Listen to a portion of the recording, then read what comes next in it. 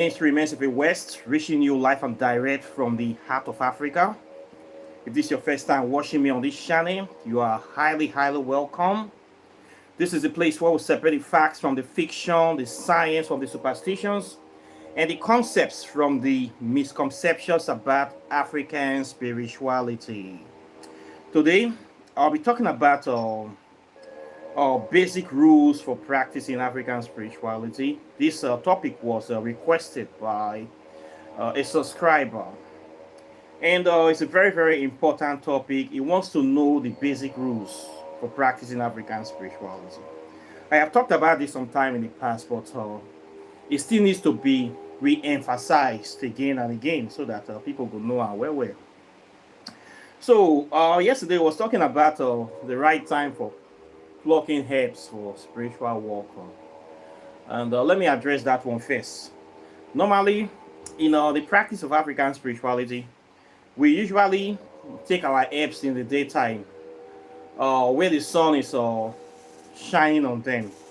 This is for good reasons, because during that time the herbs are fully active, and we have the power, the rays of the sun energizing them.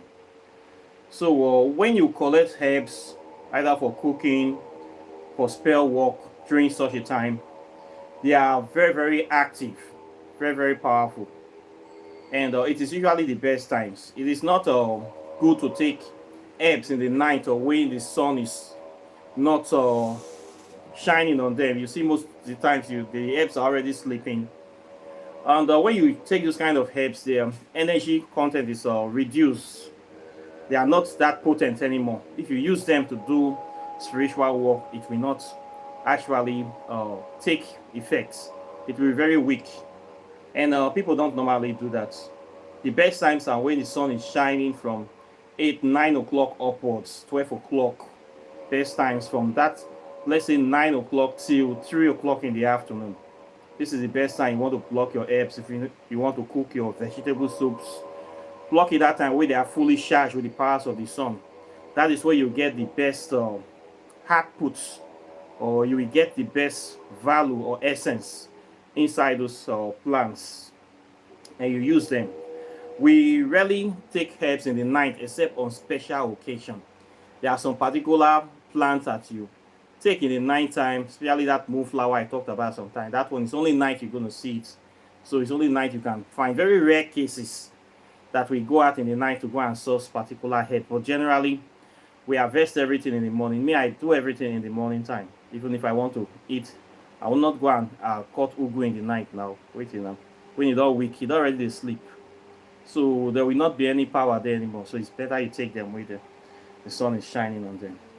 We do certain things differently. African spirituality is all about science. It's our African science.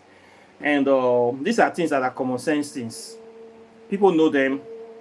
A lot of people know them, but people don't also practice them.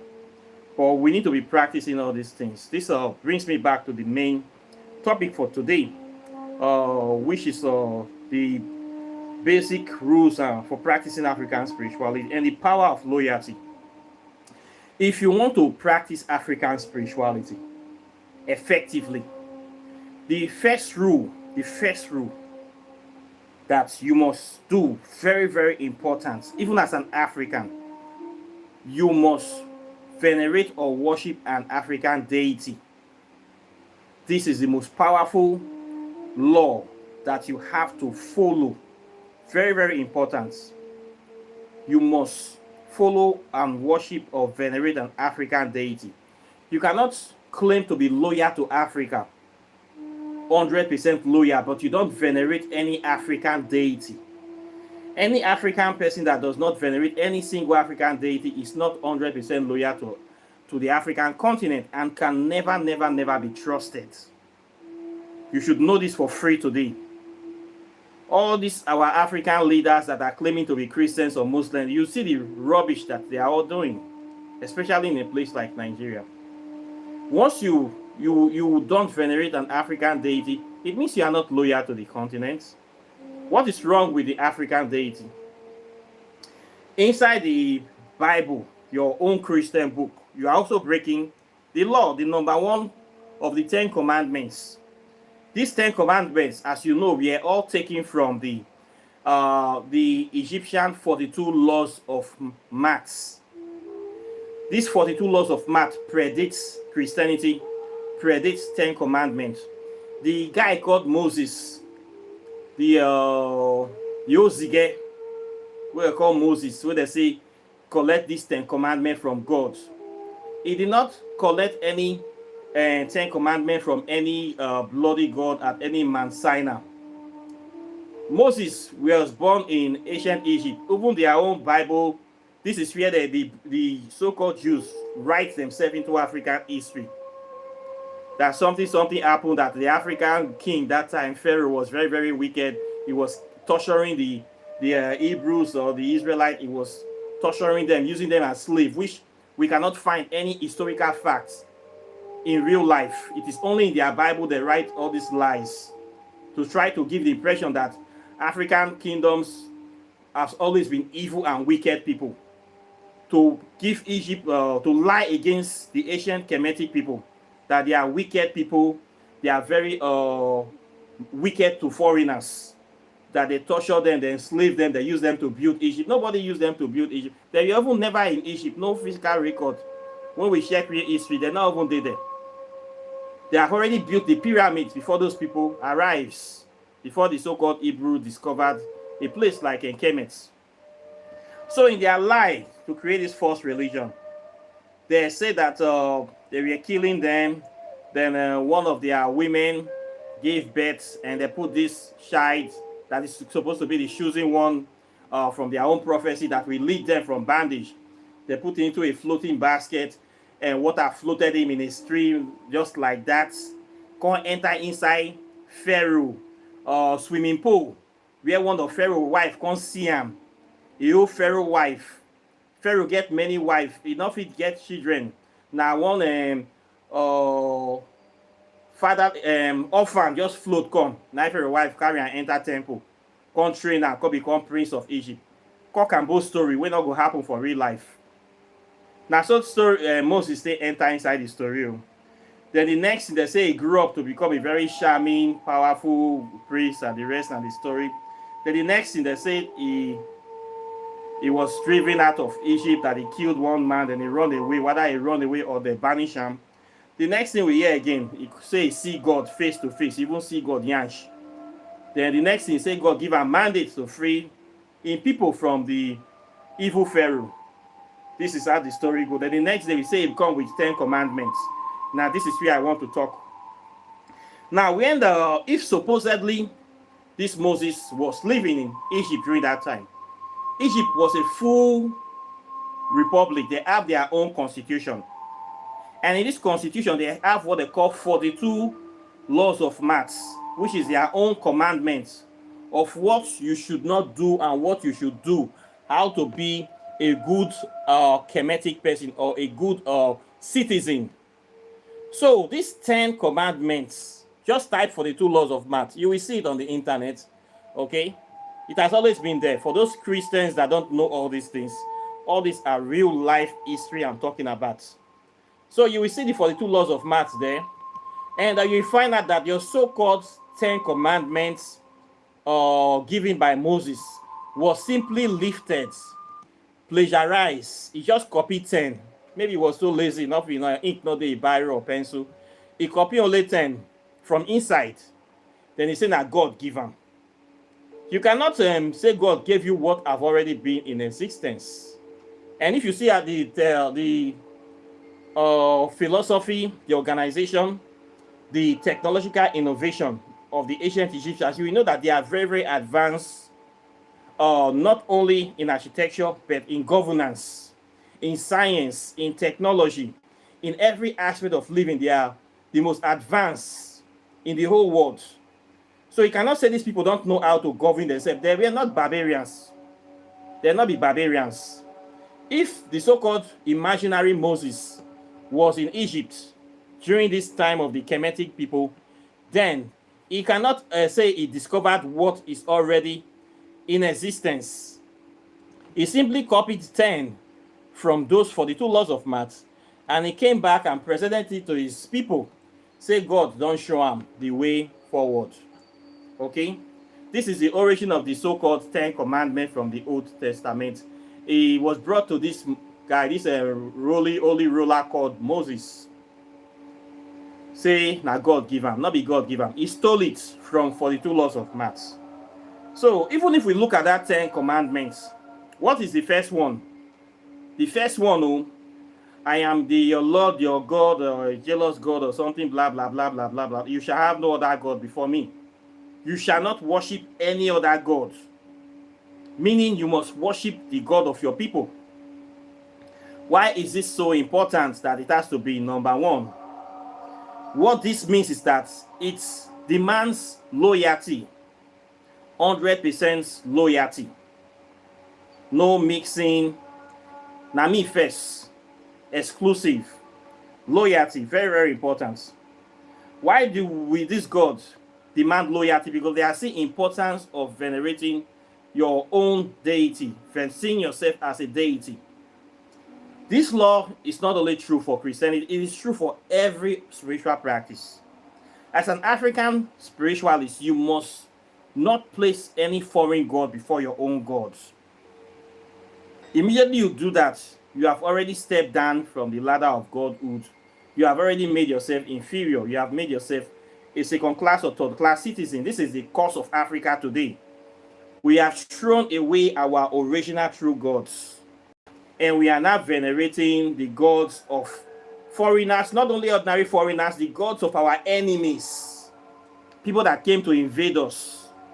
Now they are gods, that they are juju, we come to worship now. They pray to their juju, they fan their juju, they give money, praises, time, energy to their juju, and yet we ask for freedom from the evils that those people are perpetrating against us. Is it going to work? That is an oxymoron. It not going to work. You're not going to put fuel for fire. At the same time, you're going to pray, make the fire stop to burn you. And now you, your energy, now you the burn, now you they put fuel. It not work now. So see this matter now. As an African spiritualist or from Africa, if you don't venerate any African deity, you are a traitor. And this is the way we see you. And they have always delivered in this traitor mentality again and again and again. Look at all the so-called politicians from Africa. When they say they want to come out to light, we build roads, that we build hospitals, that we do this, that we do that. If you tell them to swear with an African deity, to be true to what they say, they will run away.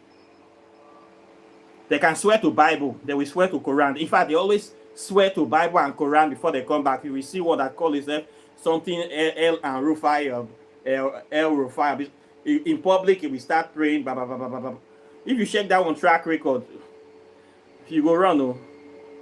If you see all these our men of dogs and politicians, no difference between them. People that lie for a living. When most politicians tell you good morning, check your watch, something is wrong. Truth, not they did their mouth. They are always Christians and Muslims. The biggest liars we have in Africa are Christians and Muslims. Before you know, they don't pray in the name of God, in the name of Jesus. They will take prayer to start a meeting, take prayer to end the meeting. Every little meeting you go is prayer. You enter bus, na prayer. You they do security meeting, na prayer. You they work on your own, so go stand for road. They will lay you. They want you to go heaven. Truth, not in their mouth. They are not loyal to Africa.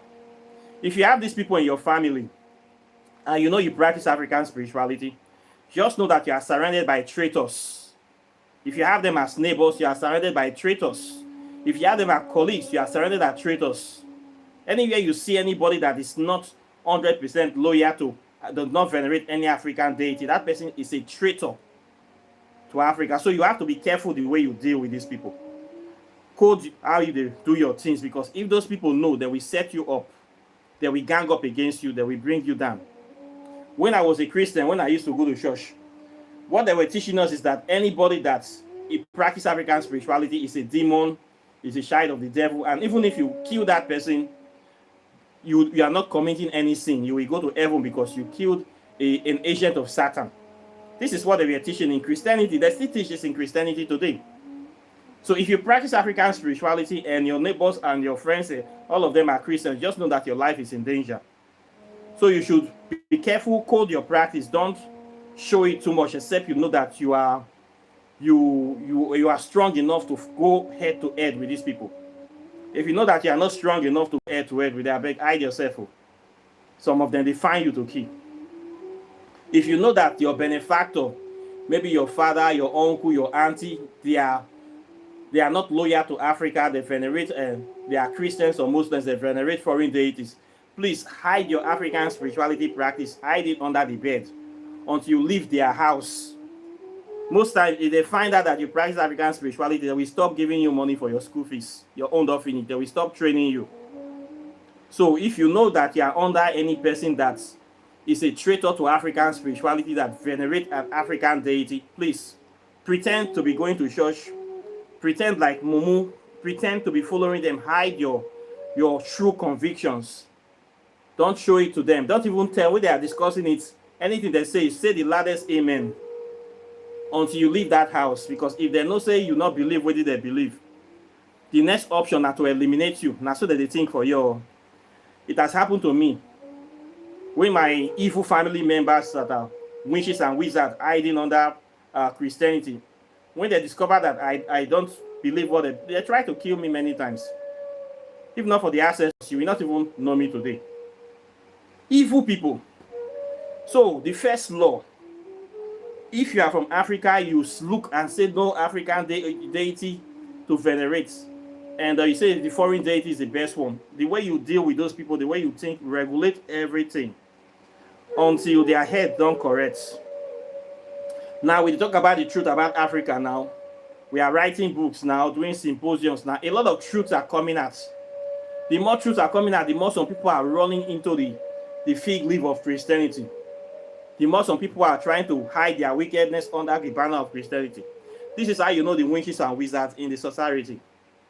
Very, very evil people. They hate Africa so much. There was a study that was done some time ago about loyalty, where they asked them, some group of African people, African Americans, what is loyalty to your race? Most Africans view loyalty as eating African food, wearing African danshiki agbada, dressing African, speaking African language, then behaving as a typical African will behave. They don't even consider developing their continent as loyalty. They don't consider venerating African deity as loyalty. They don't feel that they have any duty or any obligation to do anything to advance Africa. The only thing they feel that they do as an African, oh, African people wear danshiki, I should be wearing danshiki. African people talk like this, I should talk like African people eat jollof rice, I have to eat jollof rice. If I am wearing African clothes, eating jollof rice, and speaking one African language, I am already African now. I don't need to do, and this is how low the African mentality is. So most Africans, you see, that is the generation of the term Negropians. They are only Africans in skin, in talk, but in spirit, they are not African, they are Europeans. In fact, the dream of so many Africans is to go to Europe, to marry a European partner, and have European children and live like the white man, wake up in the morning, eat 2 slices of tea and bread and egg, and pretend to be satisfied, and walk, wear the white man's clothes and go to work and eat lunch with the white man, and work for the upliftment of Europe to the detriment of Africa, and come back in the evening and do the same thing, drink a cup of coffee, rub the white man's cream, and go to a country club, and just do all those rubbish that they do in Europe. And this is just their dream. They are contented to be a third-class citizens as far as they feel they can enter the same bus with the white people, or go to eat in the same restaurant with the white people. They feel that they are already equal with the white people. And they go to church too, and when they die, they will go to heaven, to their mansion of gold and diamond, the imaginary heaven, and then they will be wearing white. Their sin will be white as snow, washed as white as snow, and they'll be singing for all. And own plan for life. You see how they have reduced them.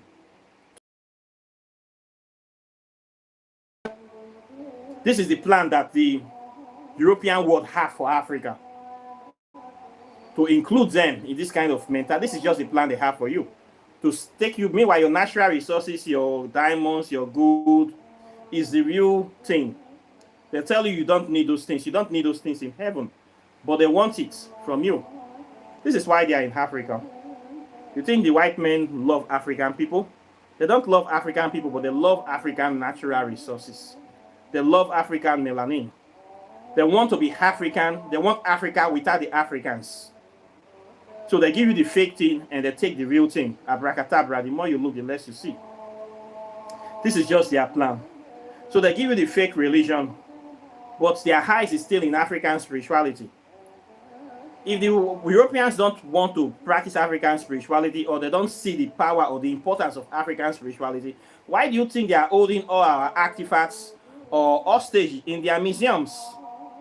What is all our juju, our deities doing inside all the museums in Europe? Why do they put them at the best places in Europe? What are they waiting for? They are waiting for a time where there will be no more Africans. Then they will start bringing those deities out. Why do you think they value? Why do you think the Western world does not have their own original artifacts? Go to European Museum, look for artifacts from Europe. If you are going to see any of those things, they don't have it because they don't have an history. They don't have it. They don't have all these things. They don't get them. Where is their own artifacts? They don't have it. All those things you see in Greek, from the Roman Empire, they are pretty young stuff that they don't really matter. They're not get, so they have to steal other people's own. That is what I'm trying to say. So the first thing is loyalty. You must be loyal to Africa, and loyalty involves you venerating an African deity. Very, very important. Your loyalty must include you making sure that Africa is a better place. You have a responsibility to bring love, to bring unity, to bring happiness, to bring prosperity to the land. Many Africans are not doing this today. They are leaving all this responsibility for an imaginary God.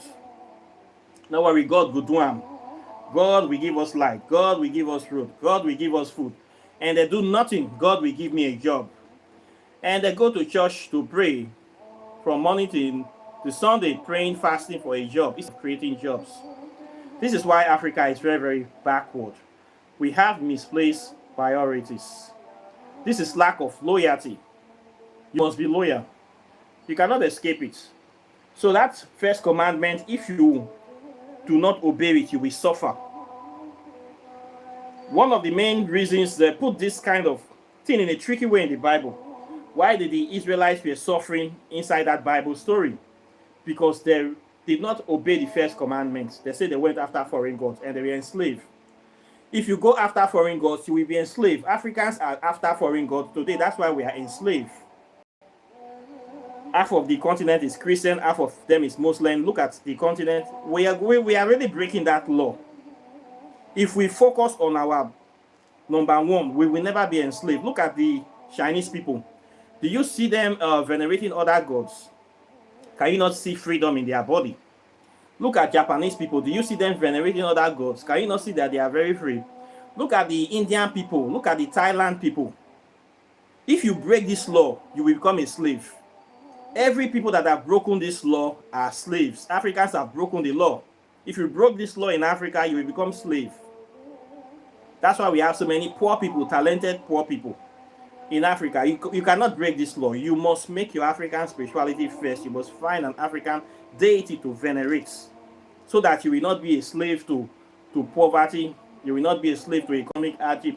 You will not be a slave to religion. You will not be a slave to stupidity. You will not be a slave to ignorance. Break that law, you will suffer.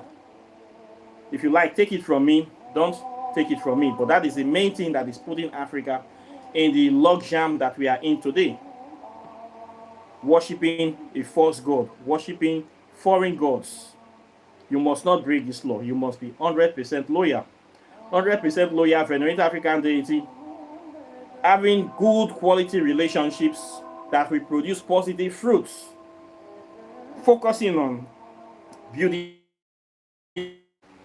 These are the things that you need to be doing. Okay, Asian people know all these things. When they say what is loyalty for the Asian, loyalty for the Asian is venerating the Asian deity, being the best you can be for your race. It involves you carrying your race first, putting your race first, helping your race to be the best, lifting each other up one at a time. This is how Asian people grow. But when it goes to the Caucasian, our whites, lovely white Caucasian people, what is loyalty for the Caucasian race, the European and American Caucasian? Loyalty for Caucasian people is control and domination. It's not about being the best for them. It's not about eating white people food, wearing African white people clothes, or doing all those things. When the white man sees loyalty, it means making sure that all other race remains downstairs. He stays up alone. This is how they see loyalty. The average white man sees himself as a god that must make sure that no other race can be like him, can be better than him. So, in order for him to be who he is, you must be down where he wants you to be. This is how the average typical Caucasian views himself. That is why you see, every time you make contact with them, they already have this inbuilt in them. It's like they train it into their own people to make sure that other races are downstairs. So they're not interested in helping you to become like them. They are interested in making sure that you stay where you belong, making sure that they control you, they control your destiny, they control your life, they control everything about you. So every policy they make towards you, towards Africa, is to control Africa, to dominate Africa. When they say you must accept our religion, you must give our religion priority, it is to poison your own religion. When they give you loan, the loan is to enslave you.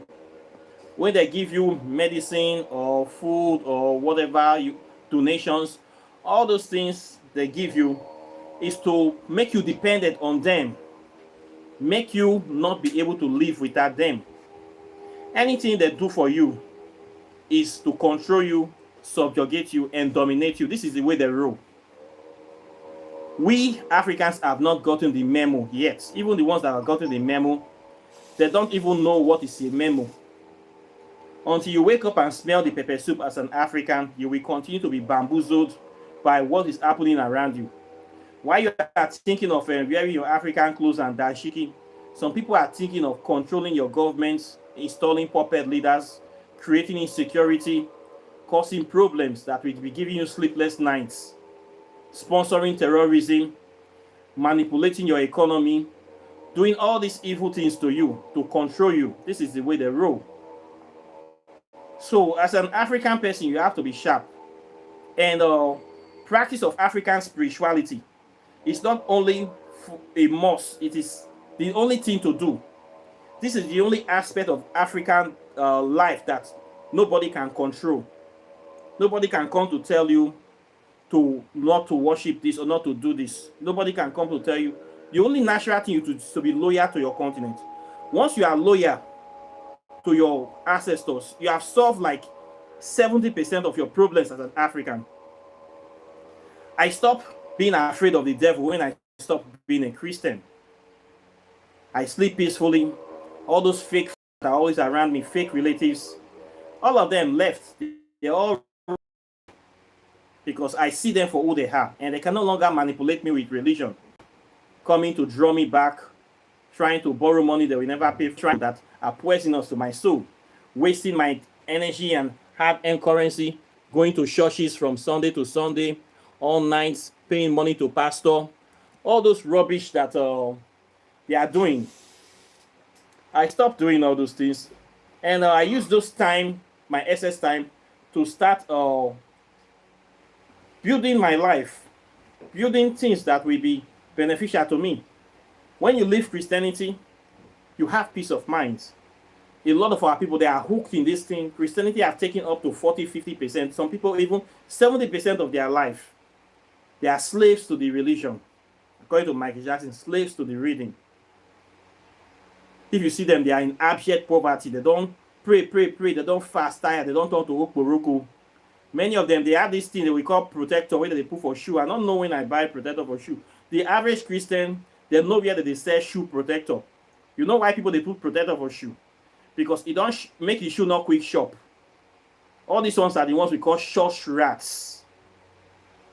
Their major reason for being poor is the religion. Religion have made them poor. And they have been so poor that they are now, poverty is not synonymous with them. Poverty don't be like blanket. It don't become their comfort zone. They are not, the only thing they have known in life is not poverty because of religion. If you come to Africa, you will see this kind of people. If you come to some kind of churches, all this one with those churches where they wear, you get one church where they wear apron. I am choosing. You will find some of the poorest people in Nigeria going to this church where they are demented. So the pastor tells them that if a armed robber comes to your house, instead of you calling the police or defending yourself, you should tell the armed robber that I am choosing. Do you know who I am? Many of them have been kidnapped for challenging kidnappers, telling them that they are choosing. Many of them have been slaughtered. Are poor, the abject poverty is just because of where they put their minds. If you go to Kenya, you will see some kind of poor people. You cannot even talk. If you go to Uganda, you will wonder, does these people even change clothes? The clothes that is on them is like it be like rag where they take the clean ground. You see some kind of Christians, so you will wonder. You will never find such people in African spirituality. Who puts these people for this condition? They say that Jesus Christ. They say that they wait Jesus Christ. It's only in Christianity that you see somebody will starve themselves to death, believing that they are fasting. When they don't have money to buy food, they have giving. They will start fasting. Some people say there be deeper life, or be deepest life, mountain of fire. They can pray for 2-3 days non-stop. People, they exist like this. So now at the talk now, real matter be this. Make we talk truth, make devil shame. How can somebody starve themselves for 5 days in a row that they are praying? Who does that? If you not get money to buy food, don't use fasting to cover face. Okay? You will see these people, and the pastors need a sorry for them. You will give till you die.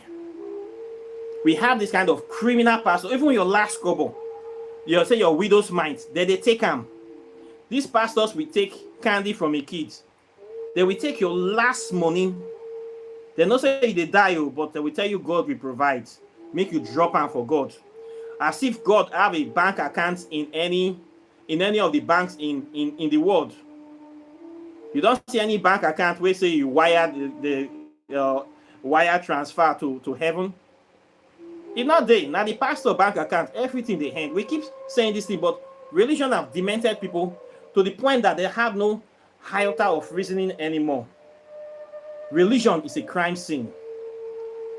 If you are not loyal to Africa, this is the things you're not going to find this rubbish in African spirituality.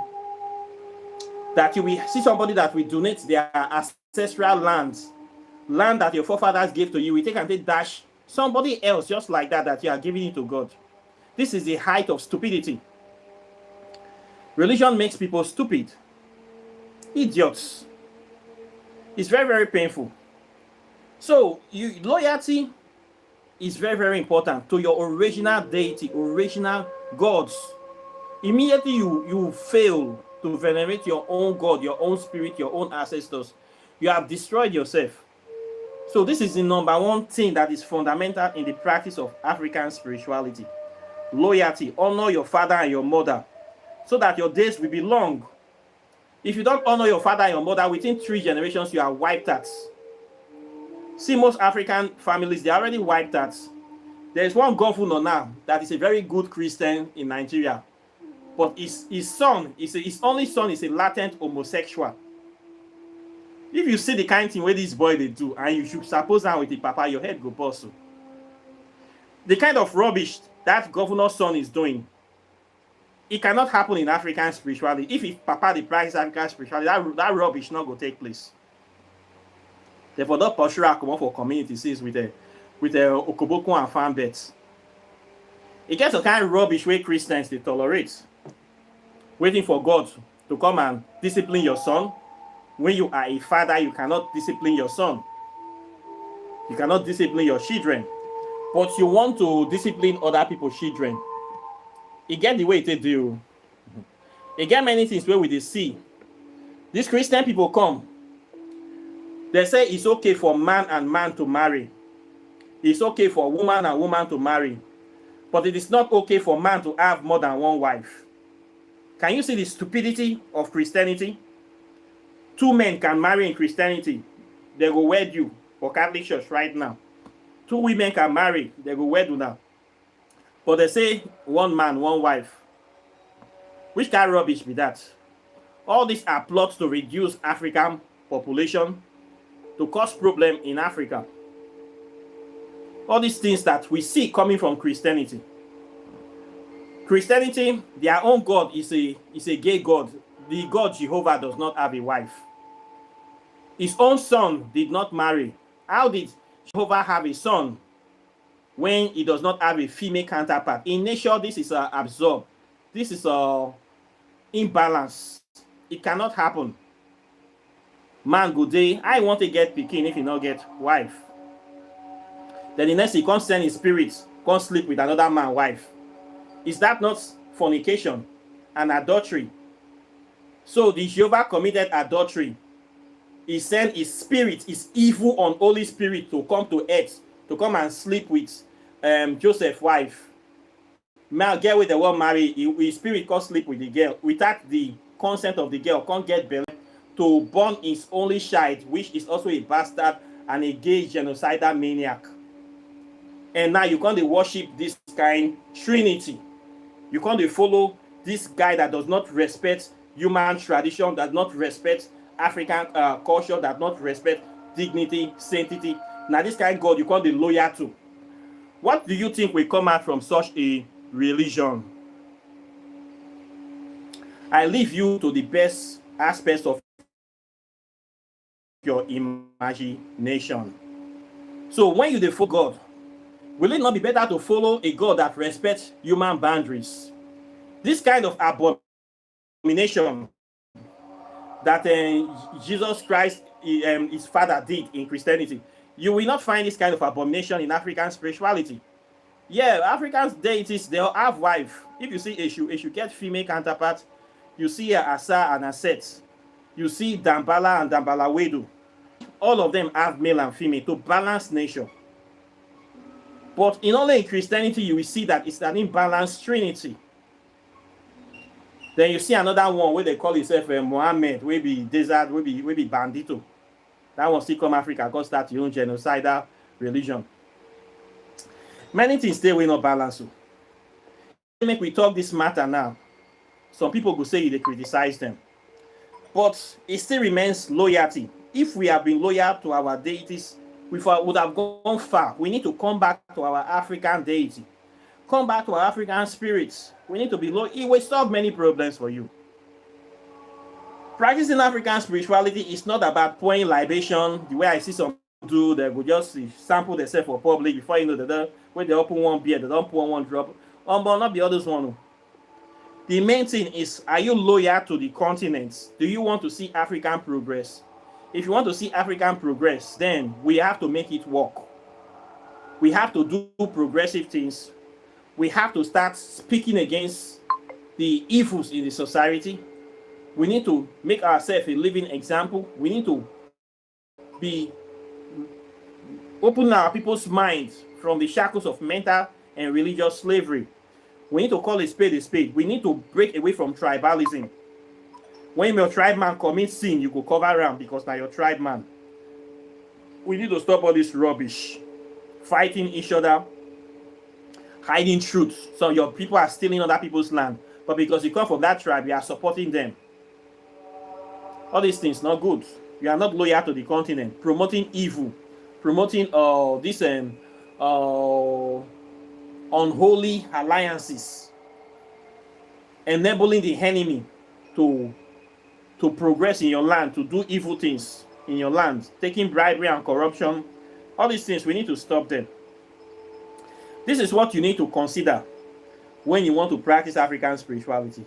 This is the most powerful thing, because other people, they are not thinking like you. Why you are thinking of it's just enough to speak language. Many of these Urubu people, my own tribe people, let me use that as an example. They will come to you and say, oh, you Urubu, you know if you speak, if you cannot speak your African language, you are not an Urubu man, you are not an African. They do this a lot to look down on people that are an Urubu man. What are you worshiping? Is it not Christianity? Is it not Jesus Christ? You are a bigger traitor to the Urubu nation than somebody that cannot speak the language, because you don't respect your ancestors. You don't venerate your ancestors. So you are worse than an Urubu person that cannot speak the language but venerates and remembers his ancestors. You Urubu man, you Ishekiri man, you Ijaw man, you Yoruba man, you whatever tribe you are that speak your language fluently but do not venerate any of your organic deities in your ancestors' land, you are a traitor to that your village. And a person that cannot speak the language but venerates the African ancestors, venerate the original ancestors, they are better than you. Connected to that line. But you are not spiritually connected to them. You have already caught yourself. A village is a winch. The only time they go to the village is when they die and they carry their dead body to go and bury in the village. The village is just their cemetery where they come to bury them when they die. They do no development project. They don't even build houses. They don't build any house in the village. They don't do anything in the village. The only thing we see them is when they are carrying their body back for burial. They contributed nothing to the advancement of even their own village. When they say charity begins at home, it is for good reasons. Developing Africa, you should start from your roots. The village that you come from, do you have any properties there? Do you have any house there? Do you have any land there? What development project are you doing in that place? Zero. But you complain about the government that is in Abuja. You wait in your town. What you don't do to develop your town? Zero. Then the next thing, when you see other people, you want to run them down. Oh, they cannot speak their language. Oh, they don't know how to cook African food, so they are not real Africans. You that know how to speak, which deity are you venerating? Zero. You still go to church every Sunday. You give all your money and tithes to one man of dog. You are more stupid than them. I will say this. So we need to redefine our concept of loyalty in respect to African development. Okay, we really need to do these kind of things. So I hope that one or two people will get one or two things from this video. Okay, very, very important. Who are you loyal to? Are you loyal to the enemy? Are you loyal to the gods of the enemy? Are you loyal to Africa? What are you doing for Africa? What are you doing for your own people in your own village? Is everybody evil in your own village? Now, wow, apple need to fall far from the tree. Find your thinking. This is what we need to do. We need to improve ourselves. Iron not the sharp iron. If we not answer this question, how we want it better? All these things is what is needed to be taken into consideration so that we can produce better results in life. So, as a result of this, I will stop here for today. All right, thank you guys for watching. Questions or comments are welcome. Please like and share the video. I would like to know your opinion concerning this. And of course, if you want to buy my books, they are here. This is the latest one, Plasma Physics and African Spirituality. In this book, I talked about the fourth state of matter, which some people call the spirit world. I talked about the essence of this fourth state of matter, this plasma state. And I was able to trace it to the origin of this plasma energy, this largest source of the plasma energy we have on this solar system, which is the sun. So in this book, I talked about how the sun generates its energy that we use to live. Without the sun, there will be no life, there will be no us. So we are all connected. We are children of the sun. So this book will teach you the process. talks about the thermonuclear plasma fusion for unlimited energy generation. How to use this technology to create engines, generators that will produce unlimited energy. This is the future of mankind. This is the future of where we are going. And it is all rooted in African spirituality. So you need to get into this science now and start preparing your mind for what is to come, because eventually we'll be going to space.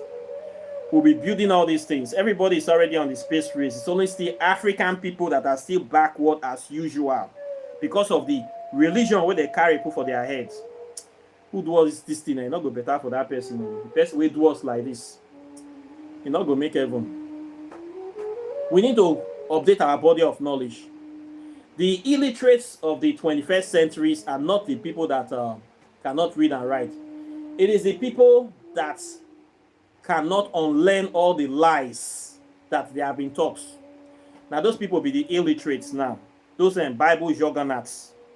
Those religious fanatics. Now them be the illiterates. Now so you need real knowledge. And real knowledge you will find in Africa. You find it rooted in African science, African spirituality, with facts and evidence. Always with facts and evidence. This is why they're hiding this African spirituality from us. They don't want us to tap into it. So you get this book. This is the hottest topic right now. You want to read it? It's here. Only here I sell it. You're not going to find it. Some evil people don't want to support me. They are going to be looking on. You will never see this book on Amazon. Okay? You're not going to see them for there. And this one, I don't even want to make you buy them for there. Amazon is a place that it's not, I will say, it's just there on your own. If you put your book on Amazon, you no longer have rights to that book anymore. So I don't want to put any of my books on Amazon. Okay? So if you want to buy it, you're going to buy it here. You're going to buy it from Africa. This one, quantum physics, talks about the invisible particles of nature, the spirit world, and the invisible world. In the quantum physics, I talked about the atom. I talked about the structure of the atom. I talked about time and space travel, the evil forest, negative space, dark matter consciousness, the origin of Christian religion, how to create sacred space. All these things and a lot more topics you're going to find in this book. This book is very crucial. Quantum physics and plasma physics go together. So if you want full understanding, you want to see the benefits and applications of African spirituality, these are the two books where science and spirituality meets. You need to read these two. They go together. Very, very important. This one, Walking in the Shadow of the Gods, contains over 200 spells that will help you in different aspects of your life. Spell for love, for prosperity, for different kind of illnesses, different kind of herbs with the botanical names of these herbs. Yeah, powerful book, over 200 of them. It will increase your capacity, your understanding for the nature of herbs and spell casting in no small way. This one, Whispers of Amente, another very, very important book. Talk about African deities, major African deities that you need to do. For those people that don't know anything about any African deity, this is where you need to start from. In this book, I explain the nature of these deities, their philosophy, ideology behind them, the role they play in nature, how you cannot avoid them. You cannot avoid the principle of regeneration or reincarnation. You cannot avoid the principle of death. You cannot avoid principle. You need to know all these principles, understand them, understand them, and how to work with them. This is how you live life. So get this Grimoire. It's a very powerful book. Over 50 spells are also behind it too for different health challenges that will help you solve your problems. So this one is there. Then if you want to buy your meditation beads, I sell those ones. You want to buy your jewelries or your soaps, your perfumes, oils, symptoms, or cowries, native shock, all those things we use in African spirituality and lots, I sell them. You want to do your oracle tarot divination, I do it on this channel as well. If you want to learn African spirituality, I have a 6-month program where I teach it from the ground floor, from the science, the history, science, metaphysics, and hardcore spirituality. You can get it here. And a lot more. And apart from that, I thank you very much. And I'll be seeing you in the subsequent videos as usual. So take care and bye. Peace. One love.